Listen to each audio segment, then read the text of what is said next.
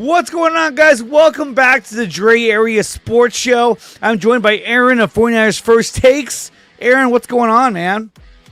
Been a while, like you said, hiding in the weeds, Hiding in the weeds, No, definitely, dude, definitely. But, it's a nice, calm Thursday. I thought I'd reach out to Aaron, catch up with him, talk about some recent San Francisco 49ers news. And away we go, guys. We're brought to you by SEATGEEK. Use promo code DreArea Sports when making your first purchase over at SeatGeek.com and get $20 off your first purchase. If you want to go to the Niners game, you want to go to a Giants game, use SeatGeek.com and use promo code DreArea Sports, and you'll save up to $20 on your first purchase over at SeatGeek.com. We're also brought to you by... Where is it? By BetUS. Use promo code DreArea Sports. They will match you up to 125% on your first three deposits. BetUS is where the game begins. And we're also brought to you by PowerBrandSystems. Use promo code 300POWER to save up to $300 on your first purchase over at PowerBrandSystems. They will create a website to fit your needs for your small business, large business, YouTube channel, social media account, whatever you need, they will do it for you. And you want proof of their work? Well, check out my website, which is nicotina.net, which is the homepage for all three of my channels, including DreArea Sports. Memberships are available on the website if you want to support the channel. And don't forget, you can also join us over on Patreon. I post videos, articles, news updates for the Niners and some Giants. So definitely check out the Patreon and join us over on Patreon to help support the channel. With that being said, dude, what is up? I'm so glad to be on here. I did a stream last night with my buddy Drew. We're talking more about the San Francisco Giants, and we covered the Niners. But now we're back again with Aaron of 49ers First Takes. Aaron, I wanted to ask you a question. There's been a lot of talk about the Niners wanting to get deeper at the defensive line position. Yes, they got Bryce Huff, and to me, that was a great move for San Francisco. But at the same time, I feel like they need to continue to add depth because they got pieces that I feel are a little too insignificant. Pieces like Robert Beal, who's never turned into anything. And then you got guys like Sam O. Love the guy, but is he the guy you really want to lean on when you start hitting injuries? Evan Anderson, I think, is really good. And then there's guys like Jordan Elliott, Yatir Gross-Matos. Some of these guys have some question marks surrounding them, especially their health when it comes to Yatir Gross-Matos. So one of the things I want to ask you about was there's been a lot of talk about the Niners should go after one of these three guys, which is Trey Hendrickson, TJ Watt, or Shamar Stewart. We know Shamar Stewart hasn't signed his contract yet with the Bengals. Trey Hendrickson wants an extension with the Bengals that they have not given him. And TJ Watt also wants an extension. So let me ask you, hypothetically, if you were to make a move to get one of these three guys, who would you target and why? Man, that's a good question. Two of them are going to definitely involve some sort of compensation coming back. Oh, yeah, without a doubt. Right there, I think, would scare the 49ers unless it was a reasonable draft pick. As far as Shamar Stewart, there's a lot of talk about his off-the-field issues, his off-the-field concerns coming into the 2025 NFL Draft. But a lot of people are actually siding with him when it comes to the negotiations with the Cincinnati Bengals and with the impasse that they seem to be at. A lot of second-round picks he was either first-round or second-round draft choice. Shamar Stewart, who's your first-round draft choice? He was a first-round. Okay. That would be the best option, but I just don't see it happening, Dre. They're going to figure out a way for him to be part of that team. And if not, I hate to say this, but there is that option of can he go and re-enlist in the NFL draft next season. We both know that the Bengals are a poverty franchise who doesn't like to pay. And I just didn't think that, they talk about things during the draft. And yeah, you think about it and like guys get drafted and it's like, a lot of times it doesn't turn into anything. But this whole situation with him and him not being signed and going home and him talking about stuff within the Bengals front office coming from a rookie, that's kind of a bad look. So shoot. I would think the most realistic of the three, I know people are going to probably shoot this down, but a guy like TJ Watt, he's a little bit of an injury-prone type guy.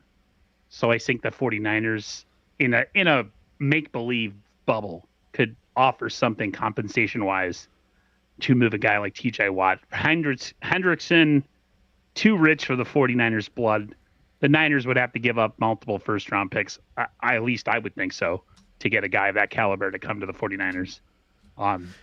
So that would be something you can do in Madden if you like to turn off the if you like to turn off the salary cap. But I don't foresee it happening.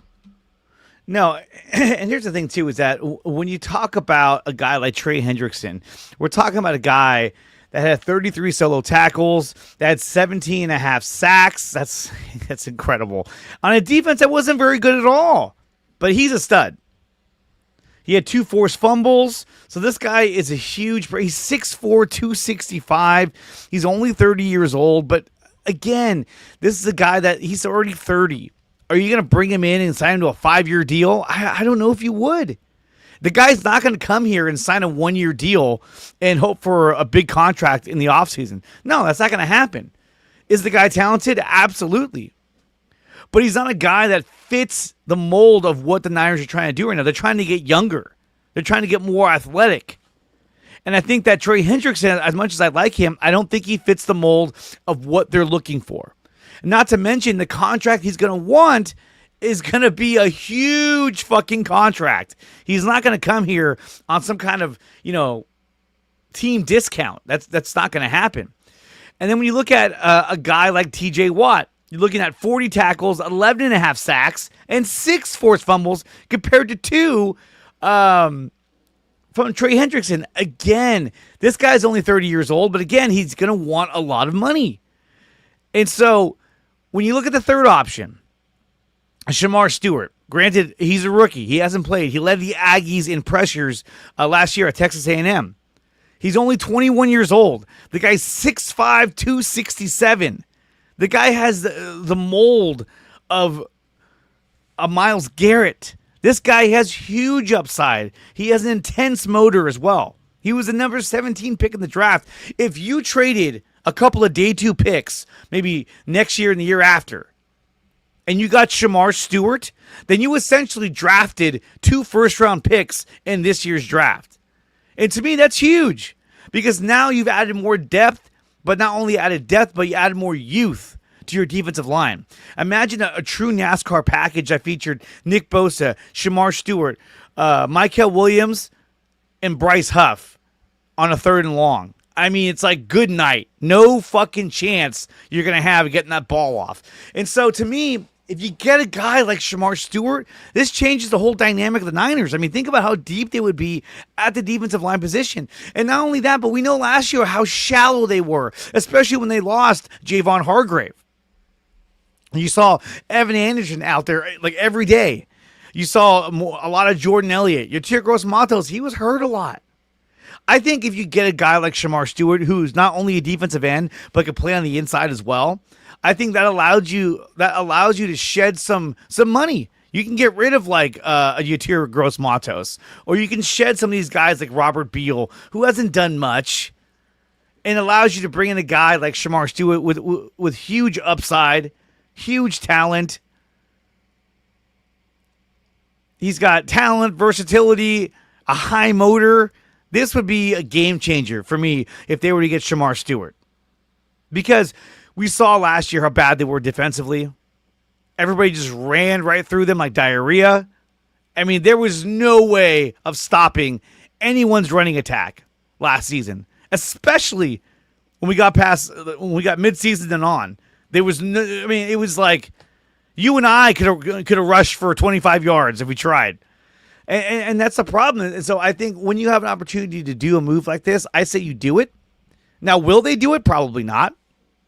I don't know if they're looking to make a move to acquire a player and give up players at this point. I almost feel like they're in a mode where they're kind of happy with what they got, especially after getting Bryce Huff. I mean, personally, I would love more depth because I do think they are lacking in that department. I feel like the 49ers are still really thin on defensive line. The Drake Jackson draft pick and eventual release because of injury, boy, oh boy, did the Niners really biff that one and really miss on acquiring a guy who they thought could be, I wouldn't say the heir apparent, but the bookend to Nick Bosa. And neither him or Robert Beal have turned into much of anything. Robert Beal, to me, what is he? Is he even considered a depth piece? I mean, he's done absolutely nothing. I don't know if he is. I mean, he is if you run into injuries. Nice, but I mean, what kind of precedent would that set in the NFL to where a player got drafted, they couldn't come to an agreement, and then the team ends up trading him within the National Football League to another team? That's if he becomes trade viable. Yeah. I don't even know how this would work. Is he going to become a free agent? Like, is he going back into the draft? No, I mean, if they don't sign him, possibly, but I think that, if you're the Bengals, you're probably saying, hey, look, we're going to sign this guy, okay? Give us some time, and we'll get this deal done. But I think if you make this phone call and say, hey, what do you want for Shamar Stewart? He doesn't seem very happy over there, and we love to make a deal for him. It at least it gets that going. It gets that conversation moving. And who knows, maybe John Lynch has already reached out to these guys saying, hey, what's going on with Shamar Stewart? I'd love to have him. I'll give you Robert Beal and a couple of day 2 picks. And now I've just drafted 2 first-round picks in this draft. That would be, to me, that'd be great. I'd love it. I would love to know if you've asked Sterling this question already. Yeah, he says no. So he's like, I would not do this. Is it a lot to do with the off-field stuff, with a lot of the stuff that they're trying to avoid? I think it's more like the amount of risk you would take in giving up to get a guy that is really raw. But to me, I would do it. I would totally do it. I'd be like, yeah, let's do this. Let's get deeper on the defensive line because we need to. We need more depth at that line. They need a ton of depth. I know one of the people in the comments, Bebop, says he would hope that they would reach in and poach a safety at some point in the offseason. Yeah, I mean, safety's definitely a concern too. Absolutely. Defense in general is a concern to me. They don't have a lot of, if you listen to certain people that, I might not agree with, I think I might have heard a blip from Grant Cohn that came across my TikTok. Uh-oh. And he made a comment about how the Niners, they're pretty thin on defense other than a couple key players. As much as I don't like the guy, I had to agree with them. I mean, they got Bosa, they have Warner, and Malik Mustafa when he's healthy. I mean, and Diamador Lenore. So, there's a lot of pieces on that defense that are still, completely unknown with all these rookies that are going to be starting. So, yeah, if you could ever pull off such a ridiculous move to bring in any of these guys, it would be fantastic. Shamar Stewart would be the most tantalizing because of having absolutely zero run on his tires. He is a moldable piece of clay at such a young age. I just think the Niners steer clear of that drama. There's just no way. Well, I think if you bring him here, though, he's going to be a lot happier. And I think the drama will kind of go away because he's going to be here. He's going to get the contract he wants. And he's going to be like, let's go. That would be beautiful. If life was like Madden, you could just move assets like nothing. That'd be great. I know a lot of people try to do the same thing with the Devers. I mean, look at the Rafael Devers trade that Buster Posey pulled off. Phenomenal. That is like the baseball equivalent of the Luka Doncic trade, where you're just like, we gave up what and we got who? Hell yeah! But let me ask you this: we talk about the defense. You talked about Malik Mustafa. We talked about he's got an injury. Jair Brown, he's dealing with a little bit of an injury as well, right? So what about this? Justin Simmons is out there as a safety. He's a free agent. I feel like he's out there every offseason. But still, to me, this is a valuable option to bring in and be able to get him out there in place of Malik Mustafa. And if he outplays Jair Brown in the first 2 to 3 weeks, he could be your starter and Jair Brown hits the bench. This gives you more flexibility. You let Talanoa Hufanga walk because of his inability to stay healthy. But now the young guys are kind of banged up. And I feel like Jason Pinnock will probably do a pretty good job. Yeah, I was just going to say, a lot of people are speaking very highly of a guy like Jason Pinnock because of the kind of season he had last year with the Atlanta Falcons. And exactly. And it looks, there's people that know more than me that are more clued in on the Niners. A lot of people seem to think that he is the Niners' answer at safety with these guys being out. And that as much as I would love for this, what you're showing me right now on screen, to be part of the team, I think internally the Niners have already found their answer at safety. Look at that. And this, for everyone who doesn't know, this is Jason Pinnock doing drills, getting ready for the 2025 season. Whoa, look at that. Look at all those muscles. All those muscles. Don't tear anything. They might have their answer right here in Jason Pinnock. I couldn't jump that high when I was younger, and if I did that now, I would tear every single ligament in both my knees. Oh, yeah, I'd be out. So that could be the option, is that you go with Jason Pinnock. But I think that, getting a guy like Justin Simmons at least gives you more depth at that safety position, which I think they really need right now, because we don't know what we're going to get out of Malik Mustafa. We don't know if he's still, rehabbing and trying to get to 100%. We really don't know. I think his mom was saying, oh, he's great. He was jumping around. Everything's fine. But you know what? That's his mom. Mothers are always going to speak up. My back hurts just watching this. Yeah, I know. I'd be like, take me out. Somebody get me a beer. It'd be too much. But I did want to bring this up. I couldn't find the exact video, but I know Lombardi reported on this that there was a video of Trent Williams talking at some kind of football camp or something like that, and he shouts out Nick Martin. He says, yeah, Nick Martin, who he broke his thumb lifting weights, so I don't know how he did that. So Trent Williams broke the news that Nick Martin broke his thumb while lifting weights. To me, this is kind of scary because he already broke his thumb. Now, I know that this is a case where that may take, a few weeks to heal. July 13th or July 14th or 15th is going to be when the rookies show up to camp. So I think, he's at a point now where he could be in a brace, he could be in a club and be out there playing. But to me, this is serious. He broke his thumb. It's going to slow him down. It's going to slow down what he can do in terms of tackling. What do you think about? You break your thumb in the weight room? What are you doing? I don't know. Don't ask me. I don't lift weights.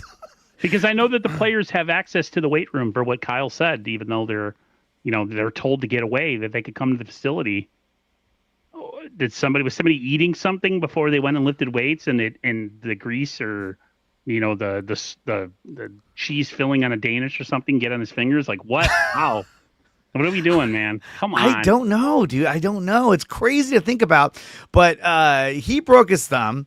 And let's not forget, we still have D. Winters as well. And D. Winters had a good season. But he was hurt most of the time. So, but when he was out there, you saw him flying around. And so far at OTAs, he's looked really, really good. That's what all the reporters have been saying. But I think that, a guy like D. Winters, this is a make or break season for him. Because... you got to figure the bell rung when they drafted Nick Martin as early as they did. I think that sent a message to him saying, hey, if you don't get it together, this is the guy we're going to go with. So I think D. Winters is going to have a big season as long as he can stay healthy. And that's one of his biggest problems, that he can't stay healthy. As Bebop says, Saleh, the linebacker whisperer. I hope so. Because I think I see a lot of big things coming out of D. Winters this next season.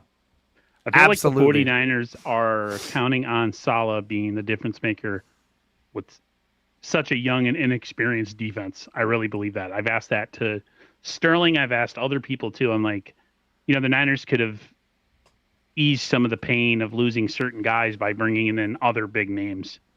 And they didn't do that.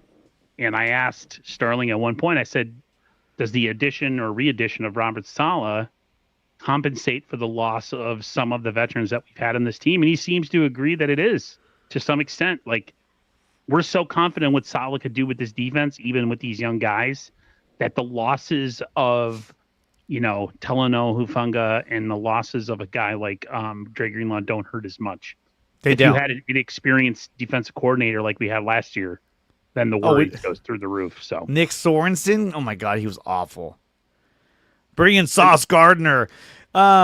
He cost a fortune too, but no, Nick Sorensen just sat there. I should say stood there with his fucking sweatshirt and sunglasses and hat and was just praying to get any kind of pass rush on the quarterback, and he got none.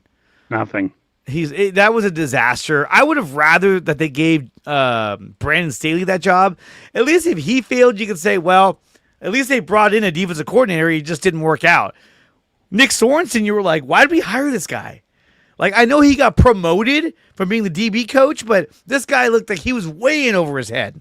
Yeah. I didn't see anything that he did last season that gave me any hope or I didn't see any ingenuity. It just looked like the same shit every single time, and they were just getting ran over. It was ridiculous. Sorensen was living under the pier last time, right? He was, dude. It was fucking terrible. He was pretty greasy looking, bro. I'm not going to lie. The man looked like he didn't take showers or brush his teeth. So I know he was like, hey, how's it going? Yeah. I was like, God, get this guy. Just get him out of here. Hey, at least we have confidence that our special teams will be a lot better than it was last year. Yeah, Brant Boyer. I think Boyer. He's a little bit unhinged, the guy. I kind of like his mentality. I like that. And I think that the special teams will be a lot better because of Brant Boyer. I mean, we saw all the talent that Brant Boyer has helped to bring in, and they've completely revamped that entire special teams unit. I mean, the only guy they haven't officially gotten rid of is Jake Moody, but they've already brought in Greg Joseph to compete with him. And so I think putting pressure on Jake Moody is a good thing because it's like, hey, this is it. Make or break. You got to make your fucking kicks. I don't care what kicking style you use, you have to make your kicks. And if you don't make them, then I'm sorry. It's good night. See you later. Thanks for nothing. I have no interest in waiting till the regular season to having him miss a kick that we need to win a game. That means the difference in a playoff seed where we go on the road or the one that we stay home for. Like, people talk about it like, oh, well, it's going to run into the regular season and then maybe something will happen. No, I want him gone now. Yeah. I don't believe in voodoo, but like, I mean, if I have to create a voodoo doll that looks like Jake Moody to somehow curse him, I know that the last day in OTAs, they both, I think Moody kicked one day and missed one kick, made all the rest. And I feel like they said that Greg Joseph missed no kicks on his day in camp, one of his final days in camp. So, I think I asked Sterling this question. I asked my buddy Drew this question. Let me ask you, how many kicks do you think that he can afford to miss in the preseason before they decide to part ways with Jake Moody? 3. Yeah. 3 kicks is my max. If he misses more than 3 kicks he shouldn't miss any kicks in the preseason. He shouldn't. Are you kidding me? Unless it's a bad snap or the center gets rolled over. I mean, come on, dude. No pressure. A pterodactyl shows up and attacks them. No. You get T-Rex nakes one side of the stadium out and everything falls over, and the kaiju from the Superman trailer comes out of nowhere and starts yeah. So, and that's the thing too, is that, look, I agree. I think 3 kicks. If he misses 2 kicks, we're going to light him up. Everyone on social media is going to light him up. If he misses 1 kick, he's going to get lit up. 3, he's got to go. Dude, they can't afford it this year. They can't. The way this team is currently constructed and how I feel the games are going to be won and lost. Every part of this team is going to be involved with wins or losses this year because they don't have some of the big names. So they're going to have to depend on their defense at times. They're going to have to depend on their offense to compensate in games where the defense doesn't look as good because they're young. And so special teams becomes that much more important as well, too. I mean, how many kicks can you miss in the regular season? I don't know, 1? And he's How many kicks did he miss against Tampa Bay? Didn't he miss 4 or 3? It was ridiculous. How he's still the kicker, and they're like, oh, he had an injury. We believe in him. Like, I know that's coach speak, and I know that's you're a politician when you're the GM of the team. You have to speak up people. because if you don't, it kills your trade value. But man, oh man. But why was he rushed back? You would think and say, hey, Jake, take your time. We don't want to rush you back. We got Anders Carlson here. He's kicking. We had Nick Wright. He knocked himself out. Like, just take your time. But they kind of rushed him back for no reason. He came back and he was horrible. And it was like, okay, look, let me give you the benefit of the doubt. Why on earth would you rush him back? The guy had a high ankle sprain. He's your 3rd round pick. We saw what he did in the Super Bowl. He made all of his kicks. Give this guy an additional 2 weeks, 3 weeks to get fully healthy and then see what you got. Don't rush him back when there was no point in rushing him back. You still had Anders Carlson. And what happened? They let him go, and Carlson went and signed with the Chiefs. I think it was the Chiefs. I'm pretty sure it was. And so that's some of the things I question when it comes to Kyle Shanahan. Now, look, I'm a Kyle Shanahan fan, but to a certain degree. When it comes to things like why rush back Jake Moody, he didn't need to. Okay, that I don't agree with. And there's some other things about Kyle Shanahan that I question when it comes to his judgment. And we have an interesting stat about Kyle Shanahan that I learned today that I thought was very, very interesting and very telling about Kyle Shanahan. We're going to talk about all of that in just a minute. We'll be right back as we break for a message from our sponsors. You're listening to the DreArea Sports Show with my good friend Aaron from 49ers First Takes, and we'll be right back. Well, that was the wrong one. We'll be right back. You're listening to the DreArea Sports Show, live on YouTube and X. Make sure to like, share, and subscribe. The DreArea Sports Show is brought to you by SEATGEEK. Use promo code DreArea Sports to save $20 on your first purchase at SeatGeek.com. And we are also brought to you by Taryn Roy, the SEO Optimizer. If you're looking to boost your YouTube channel, then check out the SEO Optimizer. Use promo code DreArea Sports to start your free trial today. PowerBrandSystems. If you're looking to build a website for your small business or YouTube channel, then check out PowerBrandSystems. Use promo code 300POWER to save up to $300 on your first purchase at PowerBrandSystems.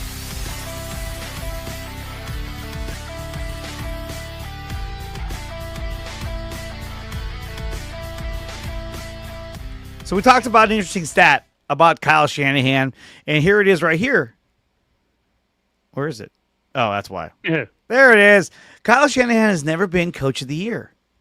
Is this valid or disrespectful? I think it's neither, because we've come to find out that Coach of the Year is typically it's sort of like the comeback player of the year, but for the coach. It's like, look at what this guy did with the shittiest team possible or the biggest surprise team, and here's the coach. The biggest turnaround.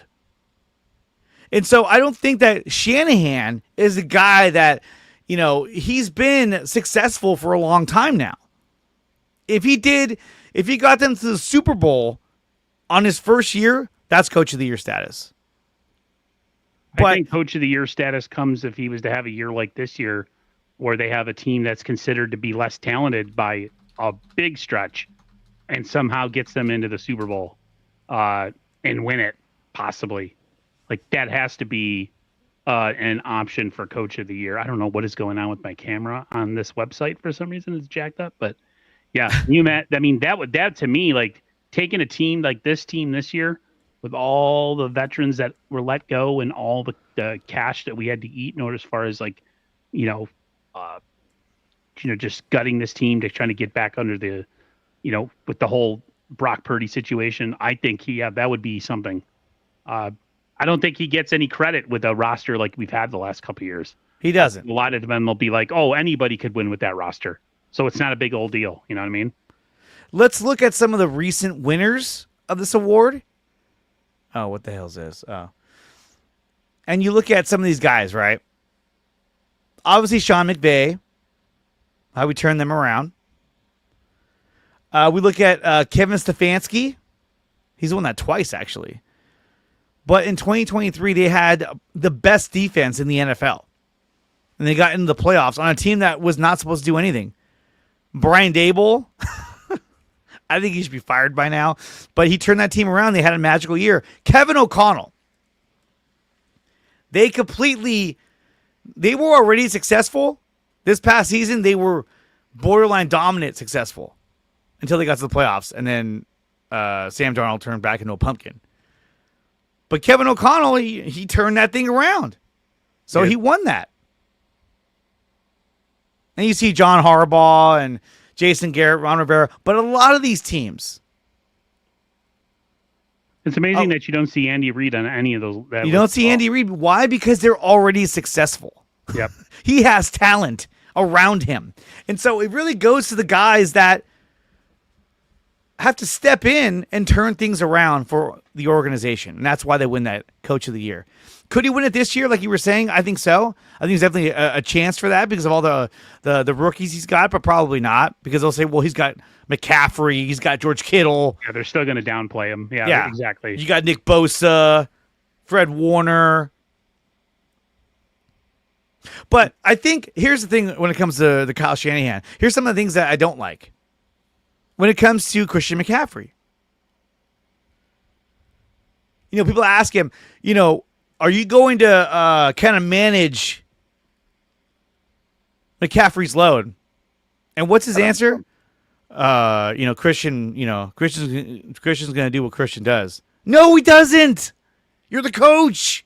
You don't have to put him in. You control him. And I think that's kind of a cop-out to say, well, Christian's going to do what Christian's going to do. No, you're the fucking head coach. And you're the borderline general manager at this point. Like, you need to control how much you use Christian McCaffrey. It can't be this 85-15 bullshit. They did that. That's the problem he's always had with players, is not knowing when to give a player a blow, so to speak. And excuse me?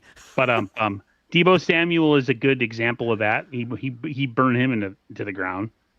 He's no longer what he used to be.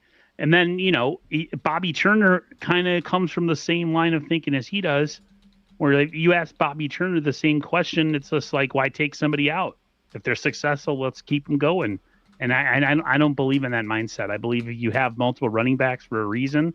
And I believe that cutting away 5 to 8 carries or touches is pretty good for a guy like Christian McCaffrey. Christian McCaffrey doesn't want to come out of games too.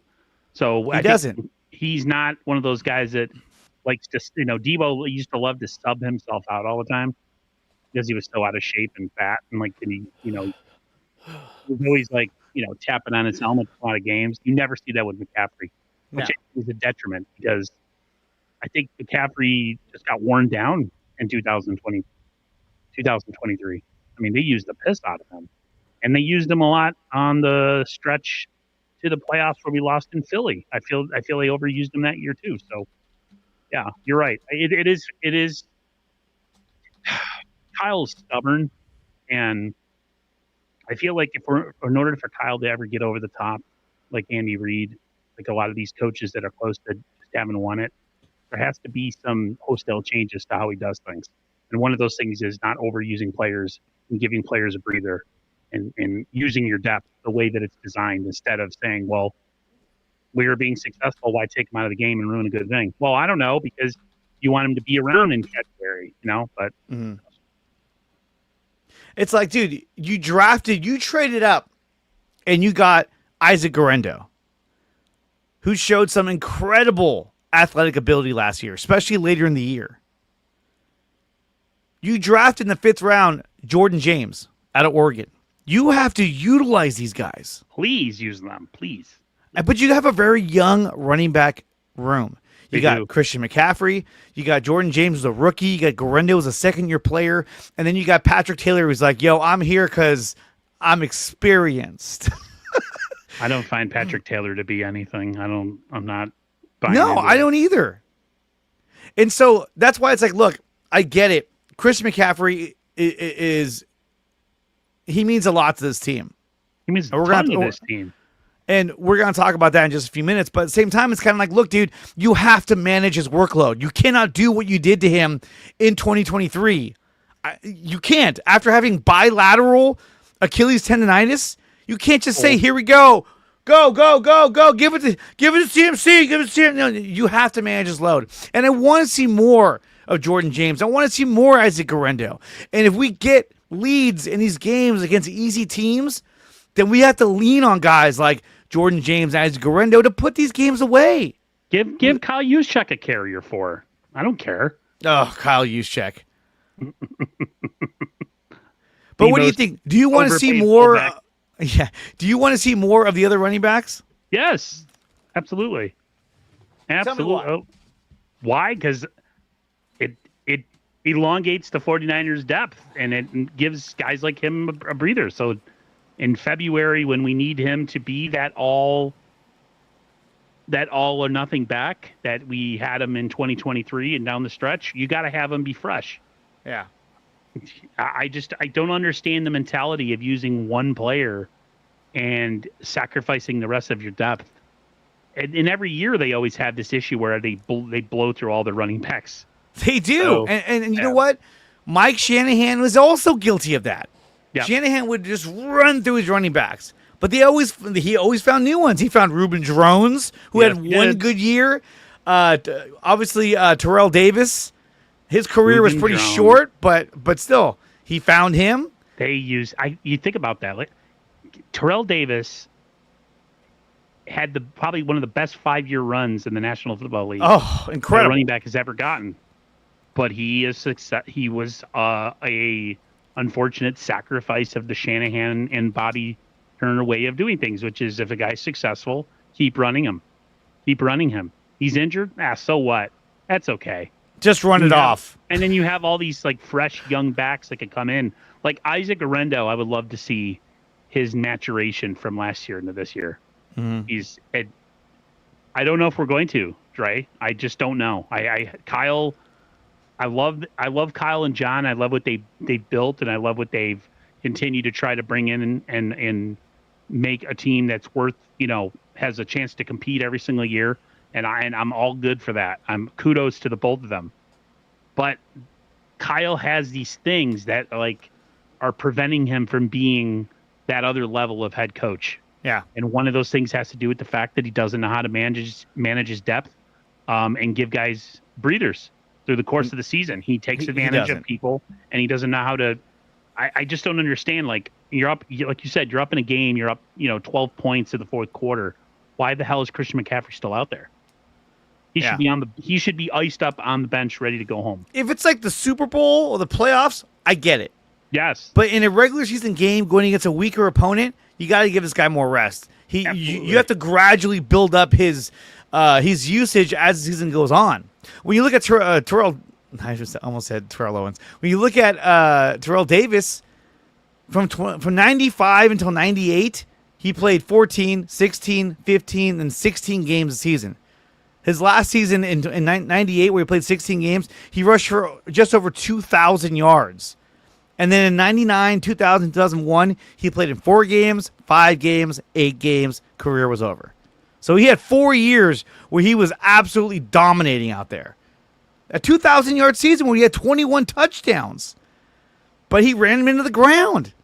And so that's one thing I want Kyle Shanahan to keep in mind this season. And I hope he does. Because we tend to see the tendencies of Kyle Shanahan. They always come out in big games.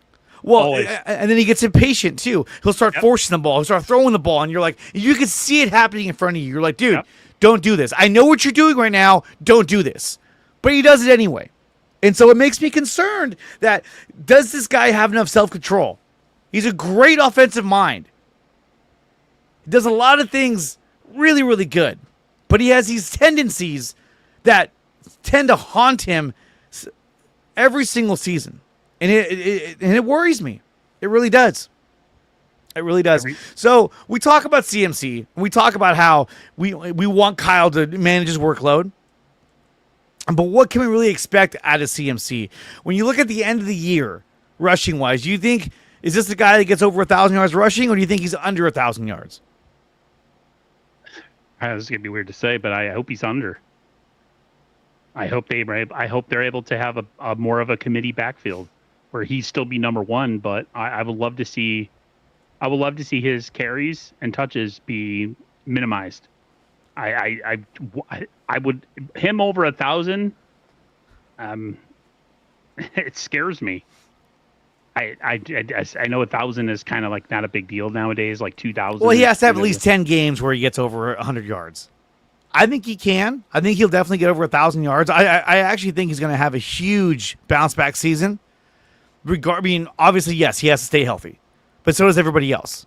And so for anyone to say, well, he's got to stay healthy. He's got to stay healthy. Oh, no shit. Everyone has to stay healthy.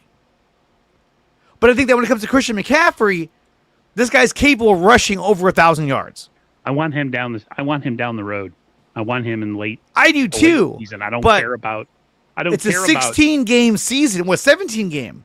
So I want at least 100 yards or more out of 10 of these games. And of course, I want more than that.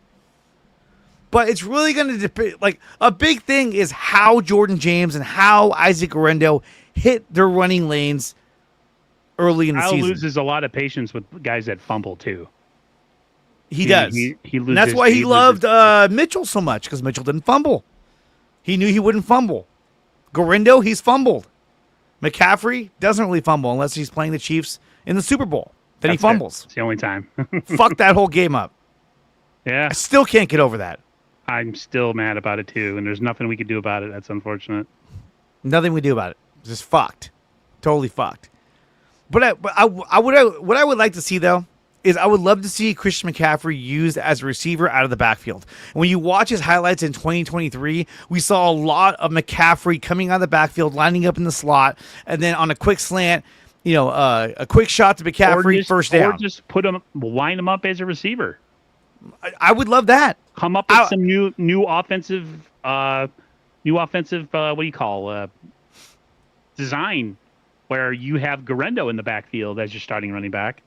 And instead of having, I don't know, maybe Ricky Pearsall just isn't cutting the mustard, and your slot receiver on third down is Christian McCaffrey. I think he'd do well to be out there. I mean, I wouldn't give it to him constantly, but he has that ability. What you can't do is you can't have McCaffrey line up in the slot or as a receiver and then immediately do an end around and give it to him, because they're gonna be looking at him like, watch McCaffrey. Okay, you got the ball, get him. With Kyle, like, you knew when certain guys like Debo were coming in, I'm like, here we go. He's gonna hand him the ball. Here it comes, and the defense was just fucking waiting for him.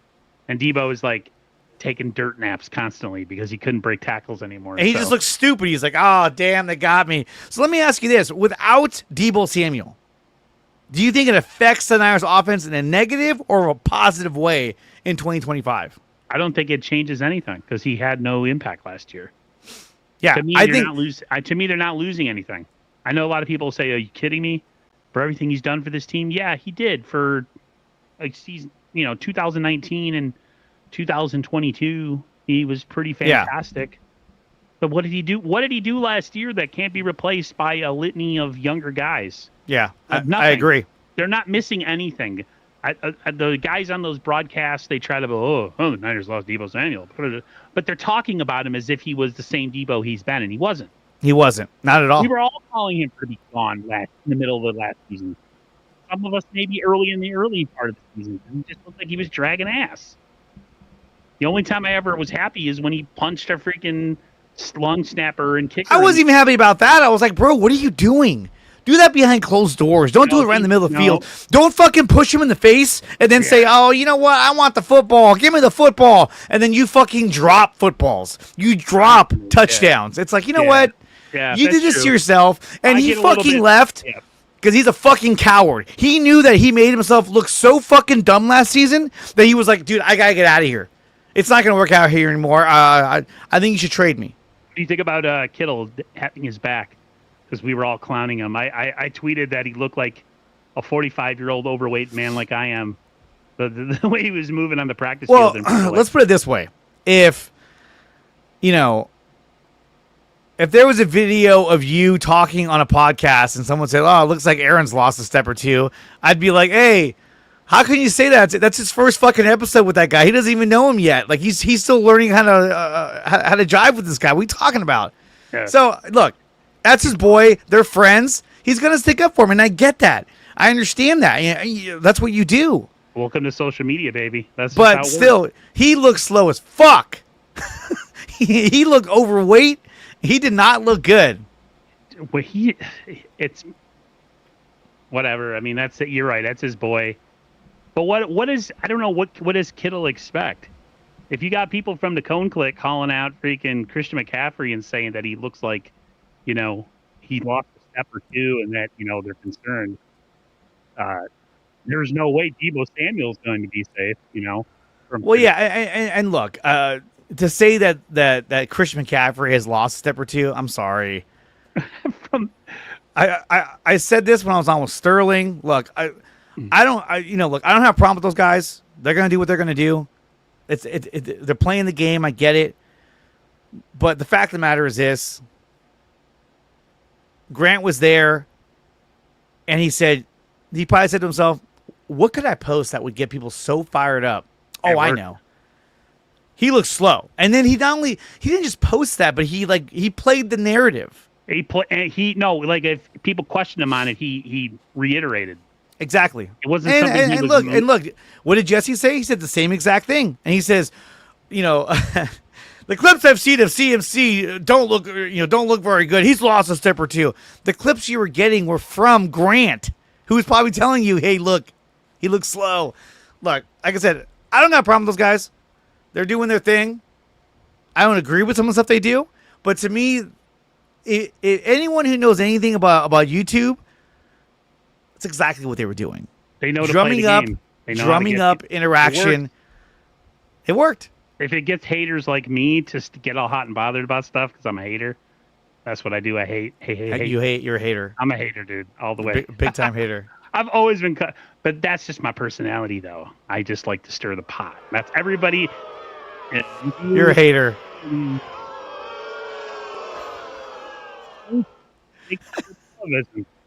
Or Twitter or whatever.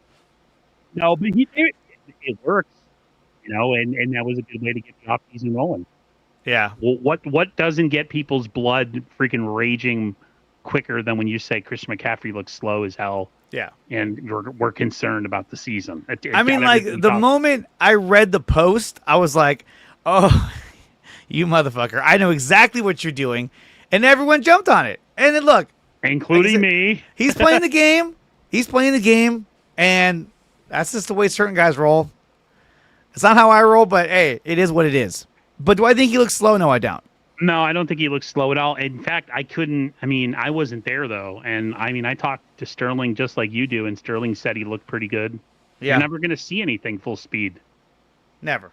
I guess if you want to use the same logic with Deebo, you could say it, but Deebo just looks slow. I can't explain it. Even his jogging half speed is slow. I know. If that makes any sense. He's just a big body guy who just looks like he's overweight. I don't get it, man. Yeah, I told my brother he was a more muscled up Percy Harvin, and the league caught up with him. That's exactly he's not very tall. He's only 6'1". A lot of these receivers, the really good receivers, are 6'3", 6'4". They have that height. He never had that. He had the width. Yeah, he was really. He could just take you down. He had he was like a big bottom girl or whatever the song from Queen. Fat bottom girl. Fat bottom girl. Okay, so let's go to some other news that pertains to the 49ers. And this is it right here. We have some key dates that we're going to be looking at here. The NFL has announced the official training camp report dates for all 32 teams, and the camps are set to begin this July. This comes courtesy of Raj from RSF 49ers. He's a badass. Raj is my... he's positive, and he just gives the news. That's it. There's no narratives from Raj. He just gives 49er news. That's it. Exactly. That's it. I don't want anybody's opinion when I see news, especially if they're a reporter. Just report the news. So here it says the Niners rookies will report on July 15th, while the veterans are scheduled to arrive on July 22nd. And just to let everybody know, I will not be live on the 15th because I will be camping with my family, but I'll be back by the 16th. So 15th, the rookies show up. 7 days later, all the vets are scheduled to be there. They have joint practices with both the Broncos and the Raiders. With the Broncos, you're looking at August 7th in Santa Clara and August 14th in Henderson, Nevada against the Las Vegas Raiders. So those are some key dates for us, as that will lead right into the preseason. And then it's just like, oh, baby, here we go. We're so close. Dude, we are 80 days away from the start of the regular season. Can you fucking Jeez, believe don't that? Tell me that. We're Jerry wanna Rice think days about- away. I don't want to think about cold weather again, brother. I don't either. But still. Let me go enjoy. You know, some of the warm weather and sitting on my back deck and stuff. Because the weather has been messing around and over here, and my knee and the rest of my body has been hurting. Really? I would think heat and humidity would help your knee and your back and everything. It was really rainy the last couple days, so like the fluctuation of Ooh, the humidity. That's brutal. Yeah. I like it when it's nice and warm. I'm like the cats. Now cats are. Yeah. Like and there's McCaffrey. You know why he looks so slow? Because he had that Guardian helmet on. It looks so ridiculous, but I'm all for health, I guess. Exactly. I really think he's going to have a big year. I really do. I think he's out for blood, and I think that he's out to show everybody, like, fuck you, I'm still fucking elite, and here I come. I want him to have a big year, bro, but at the same time, like I told you, I'd rather see him turn it on in September or in November, December, in early January. I don't want to... There's got to be... They always say there's more one way to skin a cat. I mean, if Kittle's healthy, if he's healthy, Juwan Jennings is healthy, I think we can move the ball and score some points. If Ricky Pearsall can just freaking stay healthy, for goodness sakes, bro. Come on. Enough of that trash. These guys, man, these hamstrings. It's always hamstrings. It's like Marsha. He's like, it's getting hot next week on the East Coast. Oh, boy. Hey, I'm an East Coaster. I'm on the West Coast. It's great over here. Yeah, the other day was 92. I went swimming. It's beautiful. Nice, bright, sunny day. I need to learn how. I need to go. Well, I was told by the doctor because of my joints that I sound like I'm 60, but swimming is really good for like knees and stuff. Because of my joints. Yeah. Do you take joint juice? Don't take joint juice. I have this one friend who's a big time stoner, and he's like, "Yo, you got to drink this juice." I think some Twitch streamer drinks it, and he's like, "It tastes like this one tastes like high C and this and that. It's supposed to help your joints." And I'm like, bro, I'm not supporting anybody. I don't have the money to buy some brand name joint juice. No. You should contact them and say, hey, can I be a sponsor for your brand? Yeah, for the 4 people that watch my YouTube channel, I'll drink your joint juice while I stream. Just have a big vat and like you know how hamsters have that thing with a little metal. I'll just have that right there. Yeah. So let me pull up this list as we kind of round things out here on the show. Let me pull up this list. This is the top 10 quarterbacks according to Charles McDonald of Yahoo Sports. Can you hear me? Yeah, I can hear you. Okay. Oh, sorry. It was telling me something about the audio. I don't know. There's no audio on this, though. So, okay. So this is Charles McDonald's top 10 quarterbacks. He's of Yahoo Sports. Mahomes, Jackson, Allen, Burrow, Herbert, Stafford, Prescott. Why is Prescott on there? Geno Smith, Love, and Stroud. Okay. Purdy should be, if you want to put Purdy, you could put him at 10. I don't care. I would put Purdy at 9 because I would move CJ Stroud up to 7. I'd actually put Purdy at 8 because I would do Stroud at 7. Prescott would Purdy be 9 at 8. Love Prescott at 9. would be 10, and Love would be at 9. I agree. And here's the thing. And we're basing this off of just pure talent alone in terms of like your physical talents. We know that Jackson, Allen, Burrow, Herbert, they have the rocket arms. So does Mahomes. Burrow looks like Anakin Skywalker from Revenge of the Sith. You seen that? He kind of does. But Prescott, the guy is an interception machine. He's not clutch. I don't think he's as accurate as Brock Purdy is. Geno Smith, I don't even know why the fuck he's on this list. He needs to get the fuck out of here. Geno Smith. And Jordan Love. Look, Jordan Love. I'm surprised what's his name isn't on this list on Seattle this year. I'm surprised. Darnold? Yeah. I know, right? They'll do anything to slight Purdy, dude. I know. Do anything. I know. Let's make a random list from a guy we've all never heard of from whatever website he's Yahoo from. Sports. Billy Bob McDonald or whatever his name is. And we're gonna make a list, and he's probably I bet you he's like a Seahawks or Rams fan or something. Whatever, dude. I mean, even what's his face out of Denver, Bo Nix. I would say is better than Geno Smith. He still wouldn't be on this list. Fucking kidding me? Not yet. Bo Nix is close. Bo Nix is close. Even fucking Jaden Daniels, I would put over Geno Smith. I don't like Geno Smith. I wouldn't. I don't think he's that good. I agree with you on both. I just wouldn't put them on the list. Not yet. Give him another season. Jared Goff, perhaps? Should he have been on this list? No. Maybe. But I think Purdy should be on this list. I would put Purdy at number 8. I think you take Geno off and you put Purdy. And you put Purdy at 8. I would put him at 7. He's better than Prescott. I'd rather have Brock Purdy than Dak Prescott. Yep, I agree. But, you know, the NFL is all I don't know, man, what they watch. They just watch highlights. Now the thing too is that, like, okay, so would you rather have Purdy than Matthew Stafford? I'd probably say yes because of the age. But Stafford has natural fucking ability, and he has the ability to take over a game. He has that look where he's like, I don't give a fuck who you are. I'm going to win this goddamn game. Stafford, to me, I mean, he's won a Super Bowl already. Yeah. As much as I love Brock, I mean, if I had to win a game, I'd probably go Stafford. But at the same time, I mean, I love me some Brock. What is going on with my camera, man? I don't know. I thought it was like a retro look you're going for. No, it's some lighting issue I'm having in my room or whatever. It's your red beard. It's just it's overtaking the camera color. It's like, yeah. Would you take Herbert over Purdy? No. Would you take Burrow? Yes. Allen? Of course. Jackson? Yes. Mahomes? Yes. Fuck Mahomes. Those are all the top of the. They're all the top of the top, man. Like top of the top. Guys, the only guy you could really debate on it may be Herbert, but he's fucking amazing. He was good at Oregon. He's good in San Diego. He just had a bunch of shitty teams.